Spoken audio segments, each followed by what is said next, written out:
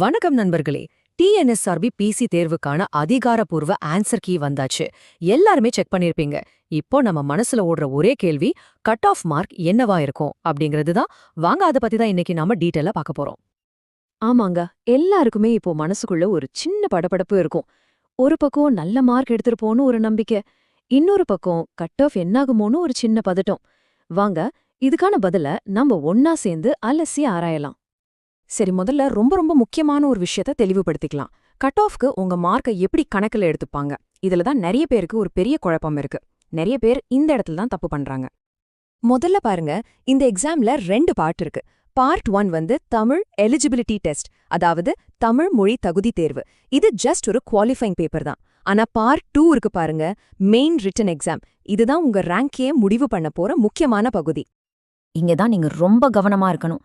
நீங்க 80 மார்க்குக்கு எழுதின அந்த தமிழ் எக்ஸாம் இருக்குல்ல, அது ஒரு என்ட்ரி டிக்கெட் மாதிரி தான்.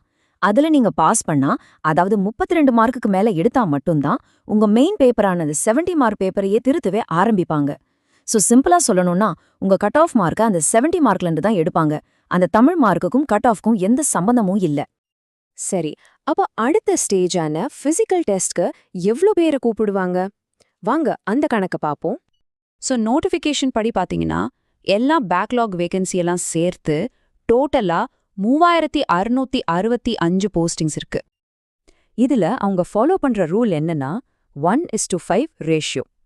அப்படின்னா என்னன்னா, ஒரு போஸ்டுக்கு 5 பேரை அடுத்த ஸ்டேஜ்க்கு, அதாவது பிசிக்கல் டெஸ்ட்டுக்கு கூப்பிடுவாங்க. இதுதான் எப்பவுமே நடக்கிற ஸ்டாண்டர்ட் ப்ரொசீஜர். அப்போ சிம்பிளா ஒரு கணக்கு போடுவோமே, 3665 × 5, கிட்டத்தட்ட 18,325 பேர். ஆமாங்க, அதிக மார்க் எடுத்த டாப் 18,325 பேரை தான் அடுத்த ரவுண்டுக்கு, அதாவது உடற்தகுதி தேர்வுக்கு கூப்பிட போறாங்க. சரி, இப்போ நீங்க எல்லாருமே ஆவலா காட்டுட்டு இருக்கிற அந்த விஷயத்துக்கு வருவோம். கொஸ்டின் பேப்பரோட டஃப்னஸ், மத்த அனாலிசிஸ் எல்லாம் வச்சு 70 மார்க்குக்கு என்ன கட் ஆஃப் வரலான்னு இப்ப நாம பார்க்கலாம். இப்போ ஸ்கிரீன்ல பாருங்க, ஒவ்வொரு கம்யூனிட்டிக்கும் எதிர்பார்க்கப்படுற கட் ஆஃப் மார்க்ஸை கொடுத்திருக்கோம். பொது பிரிவு, அதாவது ஓசிக்கு 59 அல்லது அதுக்கு மேலேயும், பிசி மற்றும் எம்பிசிக்கு 57 அல்லது அதுக்கு மேலேயும் இருக்கலாம், பிசிஎம்க்கு 54லிருந்து 55க்கு மேல, எஸ்சி மற்றும் எஸ்சிஏக்கு 56லிருந்து 57க்கு மேலேயும், அப்புறம் எஸ்டிக்கு 53லிருந்து 54க்கு மேலேயும் கட் ஆஃப் இருக்க வாய்ப்பு இருக்கு. இது மூலமா நீங்க எங்க இருக்கீங்கன்னு ஒரு ஐடியா கிடைக்கும்.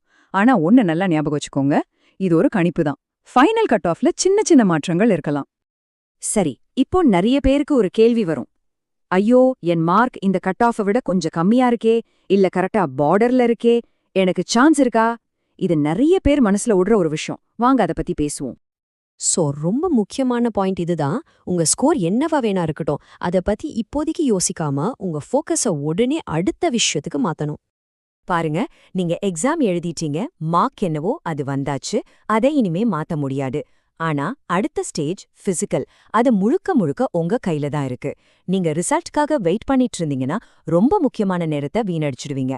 சோ நீங்க எதை கண்ட்ரோல் பண்ண முடியுமோ அதுல கவனம் செலுத்துங்க. அது உங்க பிசிக்கல் ஃபிட்னஸ் தான். கடைசியா நான் சொல்ல விரும்புறது ஒண்ணுதான். உங்க மார்க் எதுவா வேணா இருக்கட்டும், கம்மியா இருந்தாலும் சரி, பார்டர்ல இருந்தாலும் சரி, அதை பத்தி யோசிச்சு உங்க நேரத்தை வீணாக்காதீங்க. இன்னைக்கே, ஏன் இப்பவே உங்க பிசிக்கல் ட்ரைனிங்க ஆரம்பிங்க. அடுத்த சேலஞ்சுக்கு ரெடி ஆகுங்க. வெற்றி நிச்சயம். All the best.